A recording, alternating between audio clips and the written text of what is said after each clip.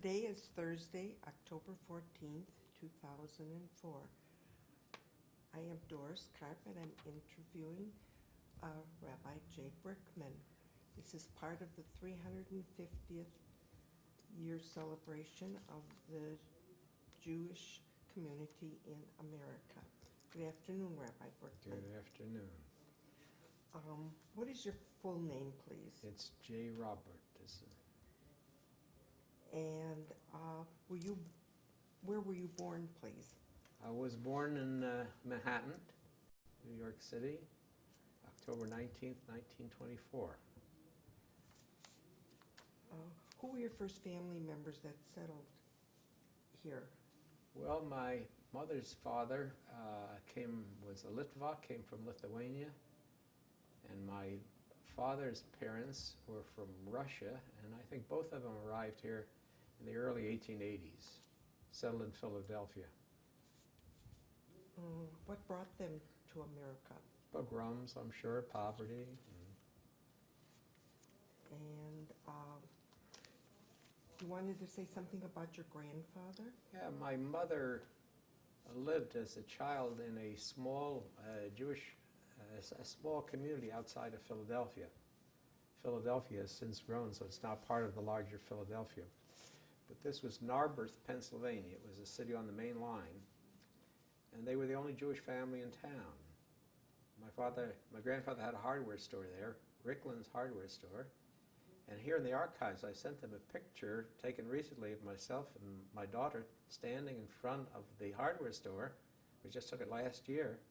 It's in existence to this day, the same name and the same location. Not owned by the family anymore, but my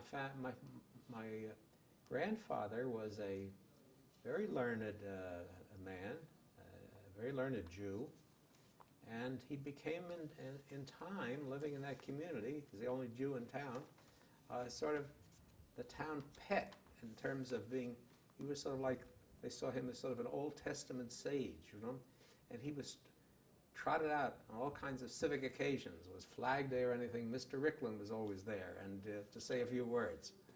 And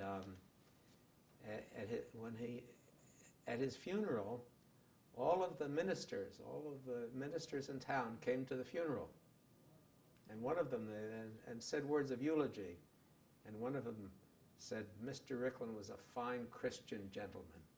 You know, meaning by Christian is a character, you know, but it was this old Jew spoke with a heavy accent, you know, fine Christian gentleman. But they were, so he was a very important personage in this little community. Where did you attend school? Well, I attended City College of New York for 2 years, and then I transferred to the University of Michigan. I was graduated from the University of Michigan in 1943. A bachelor's degree in psychology. Then I went to the Jewish Institute of Religion, which has now been combined with the Hebrew Union College. There's now just one Reform seminary in the country, but originally were two. They've kept both names, now called the Hebrew Union College Jewish Institute of Religion. Stephen Wise was the head of the school when I was there. And I started in there in 1943, 1943. And was graduated in 1947. And then I went to the Hebrew University in Jerusalem, and I was there for several months. I had a scholarship from the seminary. And then in the course of time, after I moved to Milwaukee in 1955, and I commuted with Madison, I took my master's degree in Jewish Studies at Madison as well. I have a Master of Hebrew Letters degree from the seminary, and I have a Master of Arts degree from the University of Wisconsin in Madison. That's my academic career. What brought you to Milwaukee? A job. They started a new congregation here. A small group of families broke off from Congregation Emmanuel, which they felt had become too conservative for them. They were part of the original early Emmanuel here, which was a very Reformed congregation.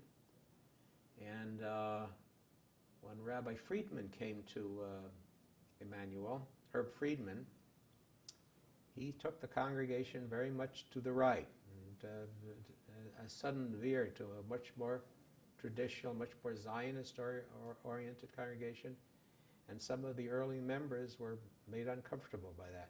And this is the group that broke off and established Congregation Sinai.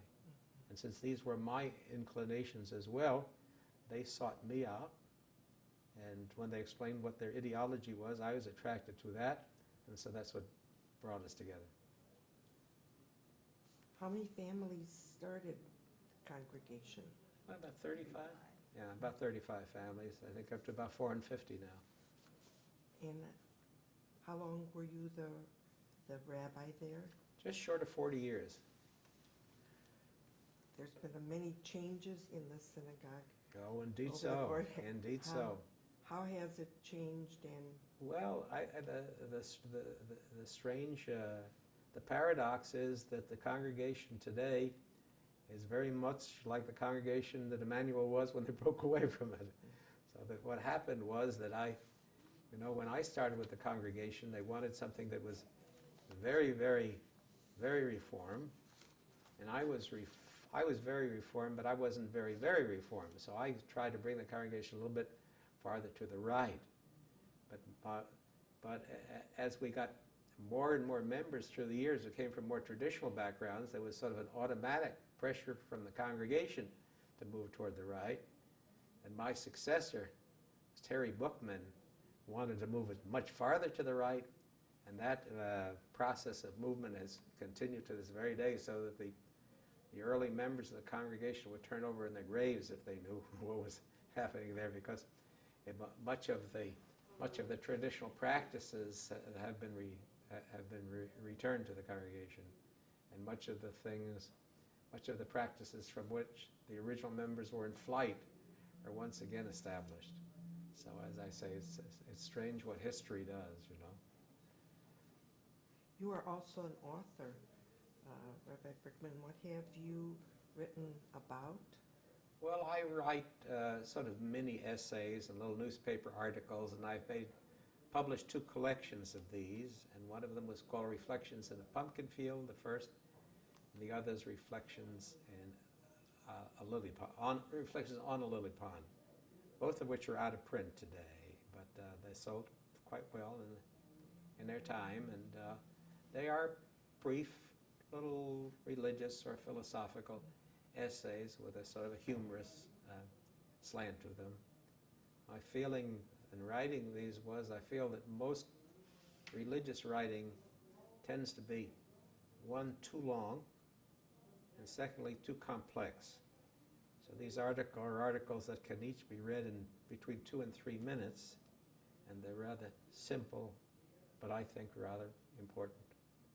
My subjective perspective is they're rather important. Why did you write these books?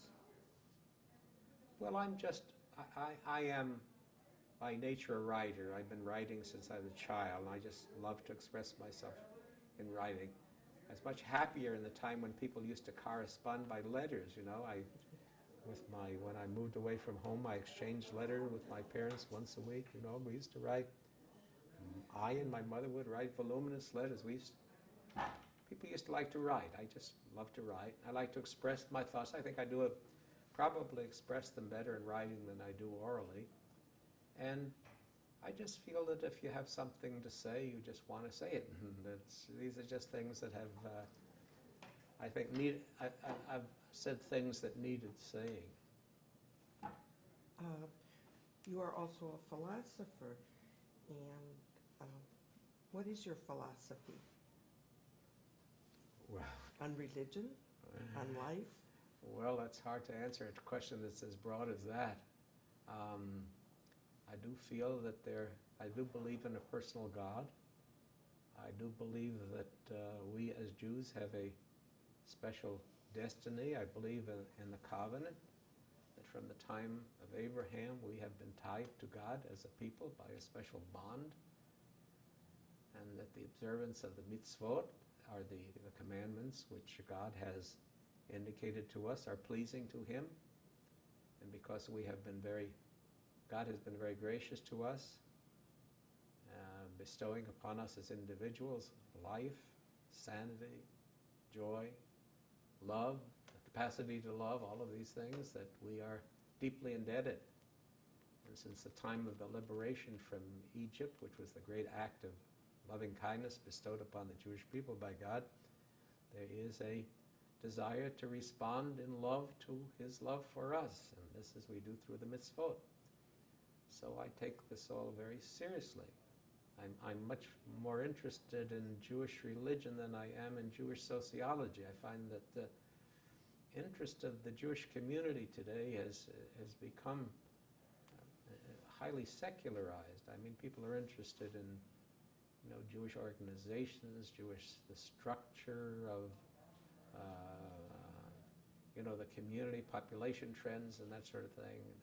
I'm less interested in that than I am in the spiritual nature of the Jewish people and our spiritual history. That's what intrigues me. Are you writing on this subject now, on your philosophy? Well, I write a little column for our Sinai newspaper, Sinai News, once a month. I write a once-a-month column for the Door County Advocate. We have a summer home in Door County. So I write a once-a-month column there. I still do quite a bit of teaching in the synagogue and in the community. And I'll give lectures, talk in churches, and I spoke at an interfaith rally at a church in Mequon this week, and I do a lot of that kind of thing. And I give expression to my point of view, which is a very liberal point of view. I do feel that the great religions of the world have more in common than they have differences, and I try to find out those things which unite people of different faiths, different countries. I think that there's much too much attention being paid to the differences that divide people, too much triumphalism and comparison about ours being better than the others. And my feeling is that we should seek out the things that draw us closer to others, and that there are great similarities in the God idea and the notion of morality that binds faiths together. There was a scholar of Islam there with us who spoke. There was a Catholic priest, myself, and this scholar of Islam, and I find great areas of similarity, and I think we should lay more emphasis upon these. Do you find a lot of anti-Semitism? Not in my personal experience. I haven't found too much of that, no. That has not been a personal problem for me. I do think that it exists. I don't, particularly in the extreme right-wing community in the United States, I'm sure there are strong anti-Semitic feelings. And I think identified with right-wing groups throughout the world, so I don't deny its existence, but it certainly has not complicated my life. I've been in the kind of profession where one doesn't run into much anti-Semitism, so it hasn't been a problem for me. How do you connect to the state of Israel? Well, I have deep feelings of affection for the state of Israel. I was a student there in 1947, before the state was established, what was then Palestine, attended the Hebrew University, and had the privilege of hearing some of the great Jewish scholars of the generation, having some of them as my teachers, Martin Buber and Gerson Scholem,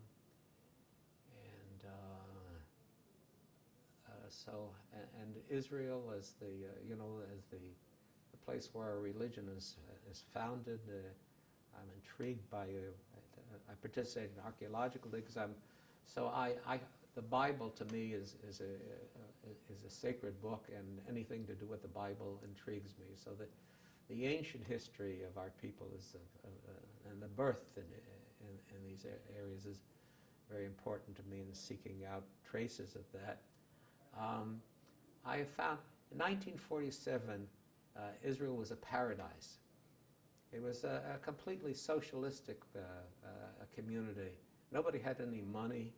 And there was a real sense of bonding with the people of Israel and between the people of Israel and Jews throughout the world.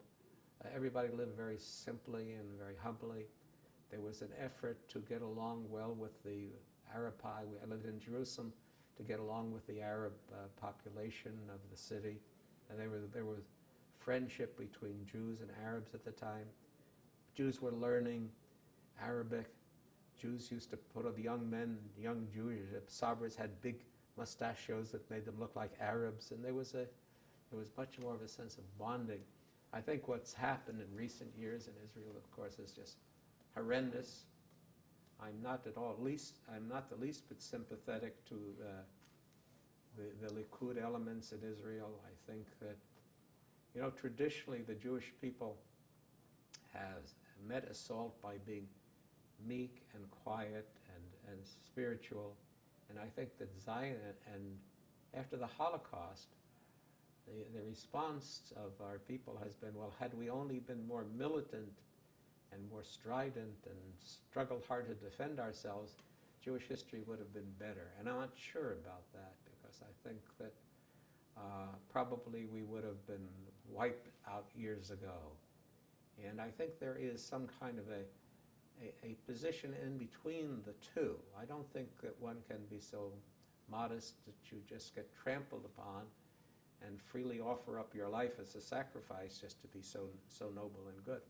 But on the other hand, I think the militant stance that the Likud government of Israel has been taking, and this idea of an eye for an eye and a tooth for a tooth is well and good, but I think we're taking many eyes for a single eye and many teeth. And this idea of meeting an assault upon us by a still stronger assault upon the other party, I think is a serious mistake from a moral standpoint and even from a practical standpoint.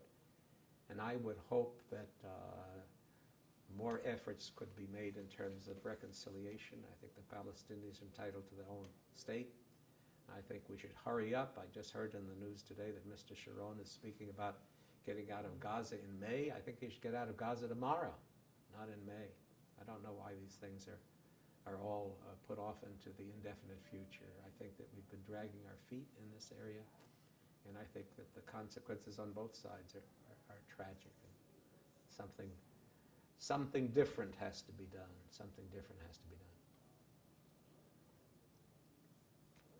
I'm sure you learned many lessons in your life, and what are some of the lessons that have carried you through to today? Well, I'm going to be celebrating my 80th birthday on the 19th of this month. It's just a week away. What's today? The 14th. It's Yes. 5 days from Yes. now. I'm going to be 80 years old. And I have developed a formula that guides me in my life. That I spent the first 40 years of my life trying to improve the world. And I spent the second 40 years of my life in trying to improve myself. And Moses lived to be 120. So I hope to follow his example and spend the last third of my life just relaxing and enjoying myself. That's where I am now, you see. So I Nice think philosophy. I think that I believe that one should live simply, not be greedy. I think that life is very wonderful. You don't have to have a lot. You don't have to do a lot. You don't have to be a lot. I believe in taking each day and living it humbly, usefully, energetically. I believe in study. I believe that the most important thing is caring for others, and the most comforting thing is being cared for. Most fortunate thing that ever happened to me in my life is my marriage to my beautiful and wonderful wife, who has given me great love and support through the years, and and I think that my feelings for her are the same, and that's been tremendously important to me. And I just feel very blessed in my life. It's been good. It's been good. Yasher koach, kol hakavod. Thank you. Um, What are you most proud of in your life? What am I most proud of in my life? Well, I have a wonderful daughter who's accomplished a great deal. Very proud of her. Let's see, what am I proud of? I think I'm most proud of is the things that I've written, and I think that I've also, in the course of my rabbinate, every rabbi has a different emphasis in his work, and I think mine has been on counseling and human relationships. So I think that I've impacted some lives, and people who were kind of lost and wandering and in distress. I think I've been helpful to some. I don't feel I've done great things, and I've never really tried so much to do that. But I think in the small world in which I've moved, I've made some. I've taught some people some things that have been helpful to them, and that's what I'm pleased about that. I wouldn't say I'm proud, but I'm pleased about that. Yeah. You should be. Do you have any regrets? I don't think so. I never could ice skate. I think I've always wanted to be able to ice skate. Well, windsurf. And, I've been disappointed. I'm not I've never really stuck to anything long enough, like dancing and things like that. Yeah, I've not physically, I've not very good, and I wish I were a better golfer. I wish I do things mentally better than I do things physically, and I would have liked to have been, and I don't stick to it, and I'm disappointed I don't stick to it enough. I know that people, I don't work harder at the things that I'm not good at. I should have, And people that I don't like, I don't work hard enough to like them. So I think those things are limitations about myself that I feel bad about. Is there something about yourself that no one knows and is interesting? I think I'm rather transparent, wouldn't you say that? I don't think that... I'm very much interested in dreams. And I have dreams that are often very, the sort of things that I don't want to publicize, They have a certain erotic area that comes up in the dream world that I think probably best to leave private. But other than that, I think I'm pretty transparent. How would you like to be remembered in this community?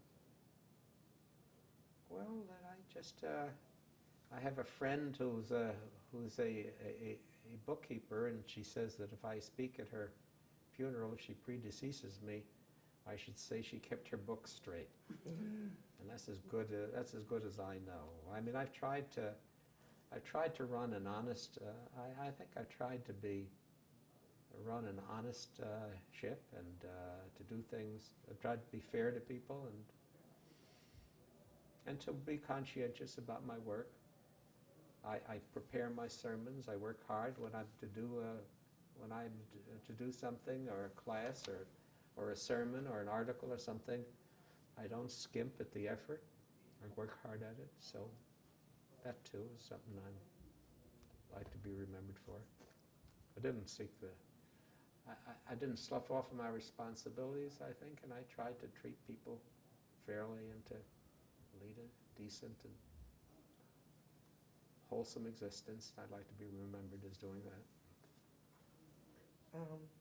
What was the happiest moment of your life? Oh, I think the birth of we had a child by the name of Andy who died at the age of 15, and I think that the happiest moment of my life was when I first saw him, when he was born, and I think the saddest moment of my life was his death. And that's left a very deep wound on my soul that I think will never be healed. But so that was the top and the bottom.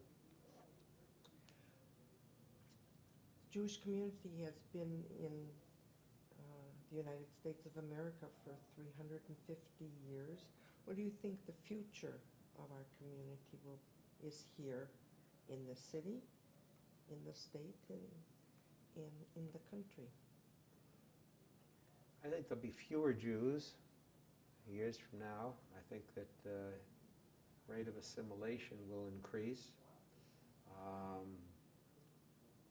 I'm hoping that that all the funds that will be expended on religious education will result in some deepening of the Jewish religious spirit. I find that kind of waning, and think of the piety of the Jews who came to this country in the turn of the century, and other than the Orthodox community, I think that there's a lot of activity in the Jewish world, but I don't sense a lot of devotion. I don't sense a lot of faith. The services for the Sukkot and other than for the high holidays are very poorly attended. Jews don't pray.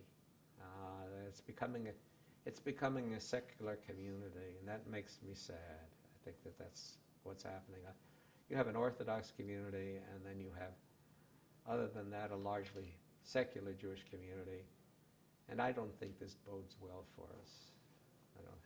I think that we have a Hebrew expression that Yisrael b'li Torah k'mo guf b'li neshama, that Israel without a spiritual center is like a body without a soul, and I think that that's what we're approaching, and I think that it does not bode well for the future. That if we exist as a ethnic community, I don't think our existence is tremendously important. Now that's not why we were created. We were created by God to be an Am Kadosh, to be a holy community. And if we're not a holy community, just to be a community, I don't know, to have a Jewish center where we all swim together, it's okay, it's nice. I go to the Jewish center and I swim there and I enjoy it, but I think that's not why the Jewish community came into existence. That's not what kept us alive through the centuries. So I think there will either be a rebirth of the spirit, and I don't know how that's to happen, but God in His great wisdom will perhaps bring that about. I hope it doesn't happen through suffering. I think if you read our history, unfortunately, the rebirth of Jewish spirituality has often happened in times of great suffering, and we surely don't want that. But I hope that in some way other than that, perhaps a miracle, there will be a rebirth of spirituality that will transform the non-Orthodox community. I think there is a mistaken identification of orthodoxy and spirituality. I think that I think orthodoxy is a path to spirituality, which works pretty well.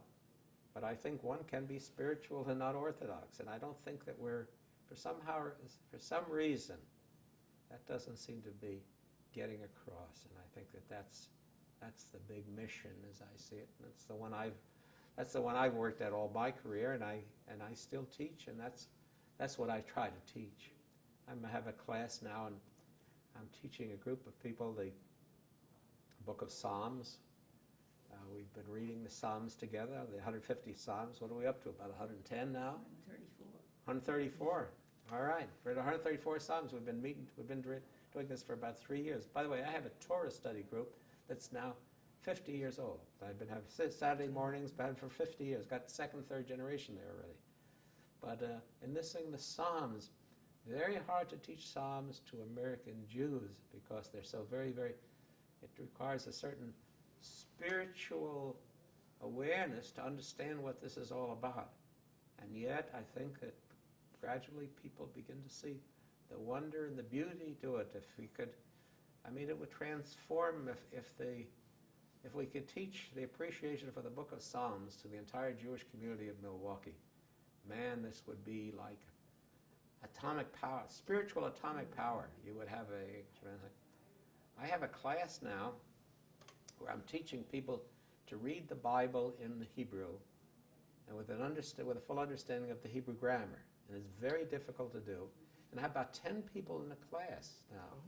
And I'll bet you that there's not another synagogue course in, I don't want to be boastful or anything, but I'll bet you there's not another course in biblical Hebrew grammar in a synagogue anywhere in the country. Because it's hard. And you have to work at it.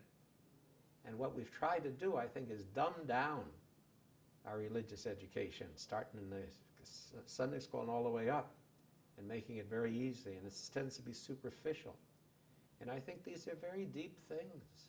We have to think more deeply. Judaism is a very profound, it's a very deep religion.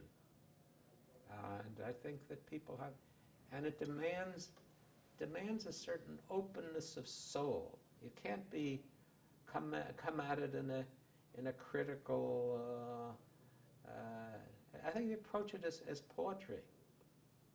I don't get involved in this thing. Did the Red Sea open, or was it low tide? I think too much attention is being paid to some kind of scientific basis for religious belief.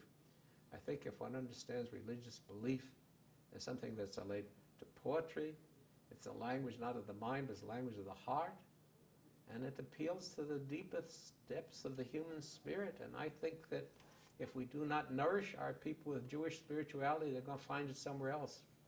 And there's a lot of that going on.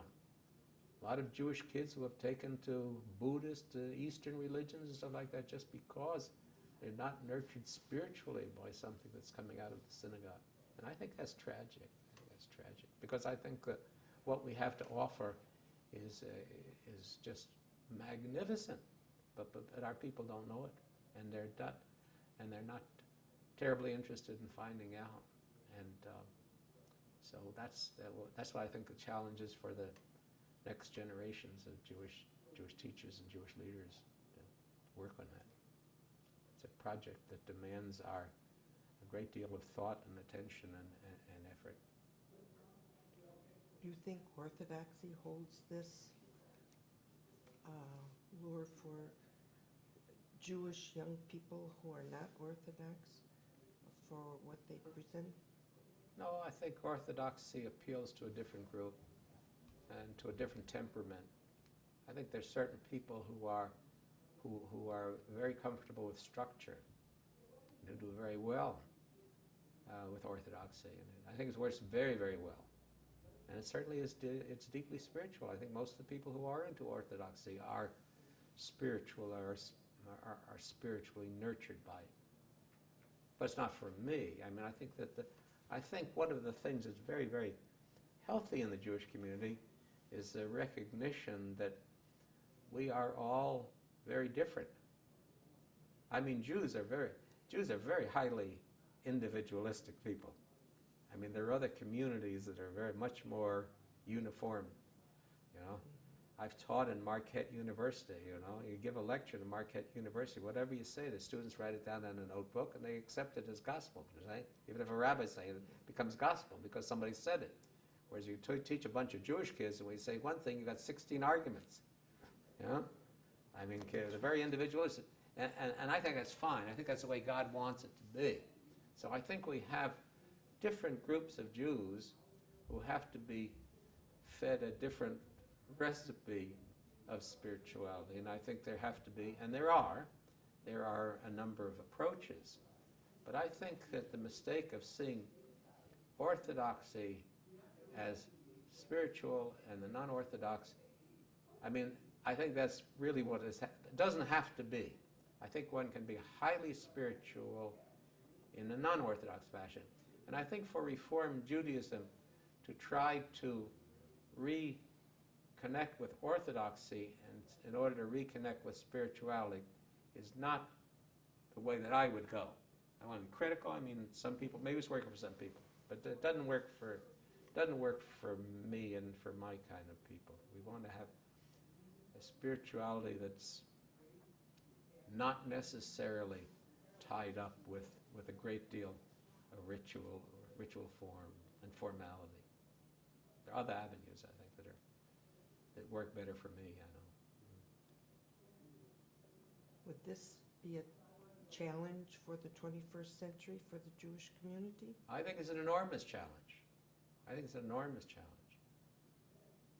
I mean, the Orthodox, I think, are doing a very good job of attracting people to themselves and ministering to the people who find that what they, Abraham Lincoln asked about a certain book. He says it's a great book if that's the kind of book you like to read. And I think orthodoxy works wonderfully well for certain people. But there are lots of people it doesn't work well for, and those people need something else.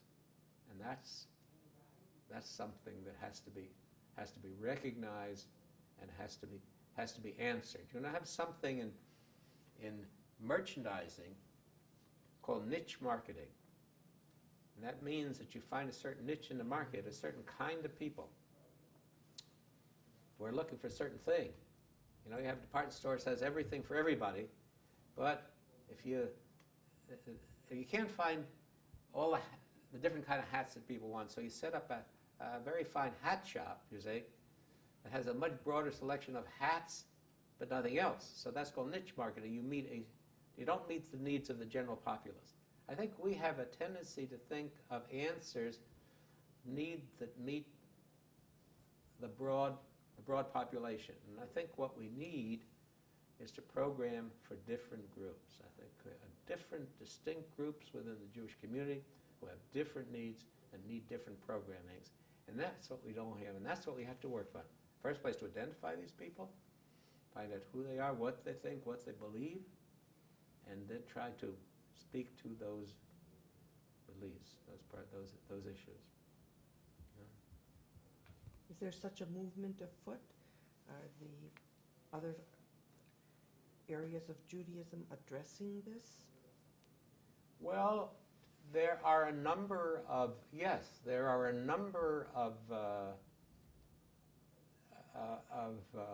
movements in Judaism addressing different issues, but not the issue that was addressed by the early Reform movement. The early Reform Jews who wanted an emphasis not upon ritual but upon the moral content of the faith, wanted to speak more about belief than about practice, that did not have strong sense of ethnic ties, but stressed more the universality of God and the closeness of people of different faith. I think that particular group is not being served. There are many groups in the Jewish world today serving different, particular, specific community, but not the community that I came to Milwaukee to serve, and not what I need for myself. That's not available. As a Reform rabbi, have you seen many changes in the Reform movement? 180-degree change. It's going in a completely opposite direction. I mean, it's becoming more and more, turning more and more to tradition, turning more and more to ethnicity, and these were the things that Reform was started to change, to move away from. So the thing has turned around 180 degrees. Yes, the Reform movement today is. I'm surprised that they use the same name. It's something very different than what it was.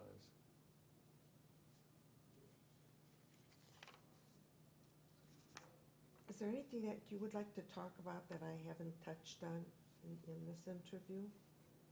Oh, I've talked about so much. I know. You are a font of wisdom, a source of joy to talk to. No, really. I'm not sure about that. Somebody once said that any two philosophers can tell each other all they know in 15 minutes. So I think I told you all I know.